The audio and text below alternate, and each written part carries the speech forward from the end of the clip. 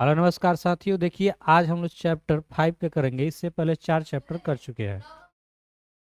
ठीक है। पहला क्वेश्चन है कि निम्न भाषाओं में किस भाषा को देवनागरी लिपि में लिख सकते हैं। तो हिंदी को लिखते हैं देवनागरी में, अंग्रेजी रोमन में लिखा जाता है। स्थापत्य की उत्तर भारत की एक विशेष शैली को क्या कहते हैं। नागर शैली। ये सारा क्वेश्चन पूछा हुआ है ना। जितना ये लिखा है 24A मतलब एनुअल एग्जाम में पूछा गया है। द्वितीय पाली, प्रथम पाली, द्वितीय पाली, द्वितीय पाली। एक का मतलब कि प्रथम पाली में, दूसरा का मतलब द्वितीय पाली में। तो पूछा हुआ है, यही इसी में सिलेबस है तो इसी में से आएगा। ज़्यादा सोचना नहीं है। टकसाल शब्द का क्या अर्थ है। जहाँ दिन ढलता है, जहाँ सिक्के ढलते हैं, जहाँ भोजन बनता है, जहाँ अपराधियों का रह, जहाँ सिक्का बनाया जाता है, सिक्का ढलता है, उसे टकसाल कहते हैं ना। जहाँ जहाँ सिक्का बनता है ना उसको बोलते हैं टकसाल। किस शासक ने ऐसा सिक्का चलाया जिस पर नागरी लिपि में राम सिया शब्द अंकित है। तो देखिए इसमें एक बादशाह जागीर है, अकबर है, औरंगजेब है और बाबर है। इन सभी में थोड़ा सा जो हिंदू के प्रति दया भाव रखने वाला था वो एक केवल अकबर था, है ना। तो यही होगा। बाकी सब ये सब क्या था, ये सब हिंदू के खिलाफ था, काटने वाला था, सब काट देता था सब। तो यही होगा अकबर। क्या होगा, अकबर। चंद्रगुप्त द्वितीय विक्रमादित्य का व्यक्तिगत नाम क्या था। चंद्रगुप्त द्वितीय विक्रमादित्य, चंद्रगुप्त द्वितीय को विक्रमादित्य भी कहा जाता है। इसका व्यक्तिगत नाम था देव। काशी क्या है। काशी बनारस में है, उसको क्या बोलते हैं, देवों की नगरी, देव नगरी। कर्नाटक प्रदेश के श्रवणबेलगोला स्थान पर किसका प्रसिद्ध तीर्थ स्थल है। किसका है, जैनों का। कर्नाटक के श्रवणबेलगोला में सबसे बड़ी मूर्ति भी थी एक, जिसे कहते हैं गुम्तेश्वर की मूर्ति, है ना। अगला प्रश्न देखते हैं, क्वेश्चन नंबर 8। क्वेश्चन नंबर 8 है कि धारा नगरी का कौन सा शासक अपने विधानुराग के लिए इतिहास प्रसिद्ध है। शिलाहार शासक केशदेव, राष्ट्रकूट शासक अमोघवर्ष, परमार शासक भोज, प्रतिहार शासक महेंद्रपाल, या क्या होगा। हम इस परमार शासक भोज। चलिए नेक्स्ट क्वेश्चन देखते हैं। सर के मराठी, नेपाली और नागरी नेवारी भाषाओं की लिपि क्या है। तो ये सारा का सारा है देवनागरी। और गुणाकर मूले ने मिडिल स्तर की पढ़ाई किस भाषा में की। नागरी लिपि कौन लिखे थे, गुणाकर मूले। तो उनका ही पूछ रहा है कि गुणाकर मूले जो मिडिल स्तर की पढ़ाई है वो किस भाषा में की थी। तो मराठी भाषा में। मूले ने अंग्रेजी व हिंदी की पढ़ाई कहाँ पर की। दिल्ली में, जौनपुर में, वर्धा में, इलाहाबाद में। कहाँ, वर्धा में। नेपाली भाषा किस लिपि में लिखी जाती है। नेपाली भाषा किस में लिखी जाती है, देवनागरी में लिखी जाती है। बढ़ते हैं क्वेश्चन नंबर कितना है, 13 ना। ये क अक्षर का संबंध वर्तमान में किस भाषा से है। नेपाली, मराठी, तमिल, बंगला, क्या है, क्या होगा, मराठी। बांग्ला लिपि प्राचीन नागरी लिपि की बहन है, क्या है, बहन। बढ़ जाते हैं आगे। ये सब पूछा हुआ है ना, तो एक बार देख लेंगे, इसी में से आ जाएगा। हाँ, क्योंकि क्वेश्चन तो लिमिट है इसका, कोई अलग अलग क्वेश्चन थोड़ी ना निर्माण होगा। अब पूछा हुआ है, ऐसा बिहार बोर्ड वाला मेहनत करना नहीं चाहता है ना, निर्माण नहीं करेगा, खाली वह कॉपी पेस्ट करके देगा। हाँ, 4-5 साल के पेपर लेगा, उसी में से आपको दे देगा कि लीजिए बनाइए, बताइए। सबका अलग अलग प्रेस है। केरल के शासकों के द्वारा सिक्कों पर वीर केरलस्य शब्द किस लिपि में लिखी गई है। तो वो लिखी है नागर लिपि में। पहले आप किन राजाओं के लेखों के लिपि को ही नंदीन नागरी नाम दिया गया था। विजयनगर के राजाओं का। और विजयनगर कहाँ है? कर्नाटक में। कहाँ है? हाँ, विजयनगर कर्नाटक में है। हरिहर एंड बुक्का ने इसका स्थापना किया था। टकसाल का संबंध है सिक्कों से। जहाँ सिक्का बनता है, सिक्का ढलाता है, उसे बोलते हैं टकसाल। श्रवण बेलगोला आस्थान का संबंध है किस धर्म से? जैन धर्म से। कहाँ पे है? कर्नाटक में। कर्नाटक में है। कौन सा पेन अच्छा रहेगा? दिख रहेगा, लाल नहीं लिखा है पहले से। नागरी लिपि शीर्षक निबंध निबंधकार हैं। नागरी लिपि कौन लिखे हैं? गुणाकर मूले। आप इसको वीडियो के रूप में देखिएगा तो इसको थोड़ा 1.5 पे देख लीजिएगा, काफ़ी स्पीड में रिवीजन जल्दी हो जाएगा। ठीक है। नागरी लिपि शीर्षक पाठ किस पुस्तक के लिया गया है? भारतीय लिपियों की कहानी से। मराठी भाषा की लिपि कौन सी है? तो मराठी क्या हो जाएगा? देवनागरी। एक ही बात देखो, 3-4 बार ये आया है। कभी ना कभी छपा है, वही दे दिया है। सिद्धम क्या है? सिद्धम मंत्र है, सिद्ध योगी है, साधु है, एक प्रकार क्या है? सिद्धम एक प्रकार की लिपि है। किसे देवनागरी की संज्ञा दी गई है? प्रयाग को, काशी को, मथुरा को, उज्जैन को? काशी को। मालवा में नगर निगम सॉरी, मालवा में नगर नागर लिपि का इस्तेमाल होता है, ऐसा किसने कहा? अल्बर्नी, इबन बतूता, मार्को पोलो या देवराय प्रथम?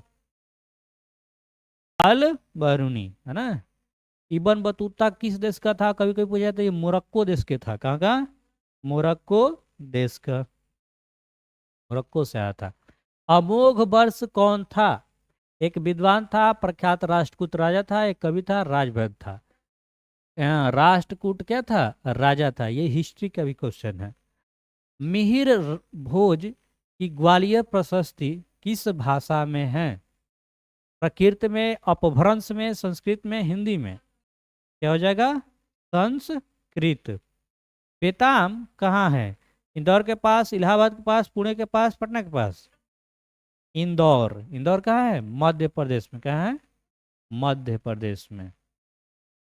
ईसा की 14वीं 15वीं शताब्दी सदी के विजयनगर के शासकों ने अपने लेखों की लिपि को कहा नंदी नागरी लिपि कहा। करके हिंदी लिखी जाती है। हिंदी किसमें है? ये तब कई बार पूछा गया। तुम लोग जब भी एग्जाम दो तो उस पर लिखा रहता है, पेपर लिखने के लिए तो लिखा रहता है लिपि। लिपि में क्या लिखते हैं? अगर इंग्लिश में लिखेंगे तो रोमन, हिंदी में लिखेंगे तो देवनागरी। 19A 20 21 इसको अगर मैं पूछा है। चलिए, अभी और होगा क्वेश्चन इसमें ना। चलिए 30 नंबर क्वेश्चन देखेंगे। अगर आपको ये साफ ना दिख रहा हो तो आवाज को ऑब्जर्व कीजिएगा, सर दिखना चाहिए। विजयनगर के राजाओं के लेखों की लिपि को क्या नाम दिया गया? अथवा विजयनगर के शासकों के लेख किस लिपि में हैं? नंदी नागरी लिपि। इससे पहले भी क्वेश्चन ये हो चुका। नागरी लिपि कब एक सार वैदिक लिपि थी? 8वीं से 11वीं सदी में। नेक्स्ट क्वेश्चन कि पहले दक्षिण भारत की नागरी लिपि क्या कहलाती थी? तो ये कहलाती थी सिद्धम। सिद्धम। गुणाकर मूले का जन्म कब हुआ? गुणाकर मूले का जन्म कब हुआ? 1935 में। कहाँ हुआ था? ये पूछा जाएगा, गुणाकर मूले का जन्म कहाँ हुआ था, बताइए। हाँ, केरल, तमिलनाडु, महाराष्ट्र, उत्तर प्रदेश? गुणाकर मूले कहाँ हुआ था जन्म? महाराष्ट्र में। परमार शासक भोज कहाँ के रहने वाले थे? धारा नगरी के। गुप्तों की राजधानी को क्या कहा जाता था? गुप्तों की राजधानी कहा जाता था देवनगर। गुणाकर मूले गुणाकर मूले ने विभिन्न विषयों पर कितने निबंध लिखे? ऑप्शन बी हो जाएगा 2500 से अधिक। भारतीय लिपियों की कहानी किनकी प्रसिद्ध रचना है? गुणाकर मूले। इस्लामी शासक का आरंभ काल है, मतलब इस्लामी शासक कब से आरंभ हुआ? तो 12वीं सदी से। गुणाकर मूले मृत्यु कब हुई? 2009 में। जन्म हुआ था 1935 है, तो बहुत दिन जी लिया। नागरी लिपि के आरंभिक लेख हमें कहाँ से मिलते हैं? दक्षिण भारत से। वेत हैं? वेतमा दान पत्र किस समय का है? क्या होगा? 1020। उत्तर भारत में नागरी लिपि के लेखक कब कब मिलने लगे थे? ये हो जाएगा 8वीं सदी में। निबंध के लेखक हैं, इस निबंध के लेखक हैं गुणाकर मिले। तमिल, मलयालम, तेलुगु, कन्नड़ भाषाएं हैं। उत्तर भारत की, पश्चिम भारत की, पूर्वी या दक्षिण? तो ये है सर दक्षिण भारत की। 45 के बाद पहुंचते हैं 46 नंबर पर।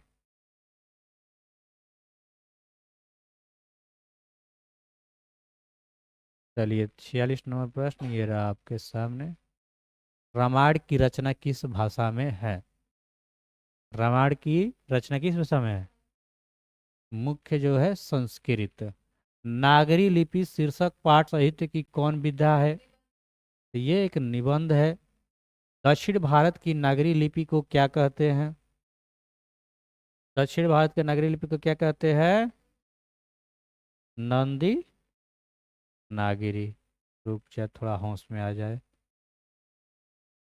नंदी नागरी नहीं लिखेगा, थोड़ा सा वेट कर लेते हैं अभी।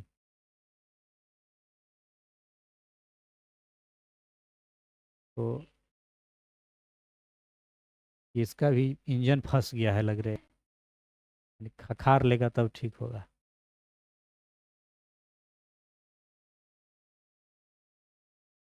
आ गया? आ जाओ। हाँ आ गया, ठीक। क्या होगा? नंदी नागरी। 10वीं 11वीं सदी में किस रचना से भारत यूरोप के बीच व्यापार के संबंध के बारे में बताया गया?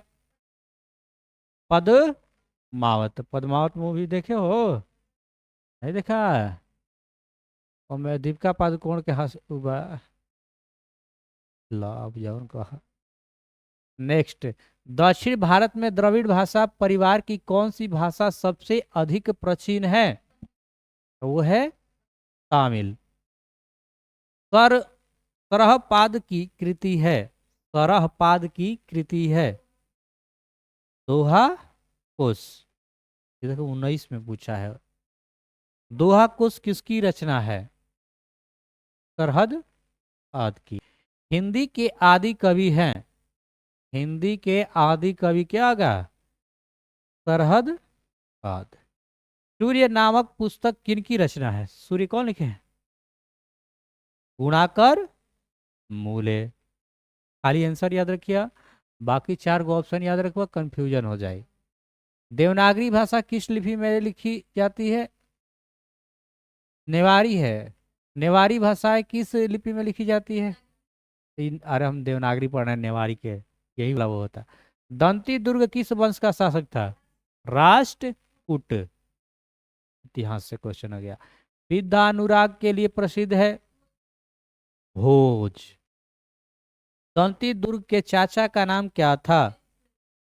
हैं? दंती दुर्ग के चाचा कृष्ण। ठीक है। गोमतेश्वर, अच्छा गोमतेश्वर लिखा है मतलब गोमतेश्वर का भव्य पुतला कहाँ है? अभी हम बताए शुरू में। हाँ, श्रवण बेलगोला कर्नाटक में। पहले हम लोग जीके में छोटे छोटे थे तो याद करते, सबसे बड़ी मूर्ति गोमतेश्वर की मूर्ति कहाँ है? कर्नाटक। वही है। 8वीं सदी में तिलाहारों का राज्य कहाँ स्थापित है? तो ये है महाराष्ट्र।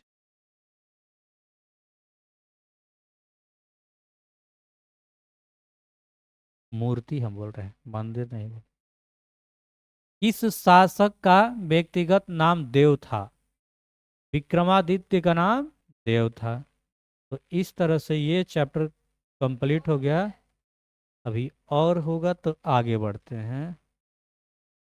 कि एलोरा का कैलाश मंदिर किस वंश ने बनाया था? ये देखो, एक तो इतिहासों में क्वेश्चन हो गया, हिंदियों में हो गया, है ना।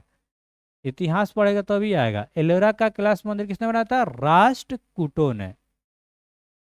राष्ट्रकूट की नई राजधानी कहाँ थी? मान्यखेट। मान्यखेत भी लिखता है, मान्यखेट।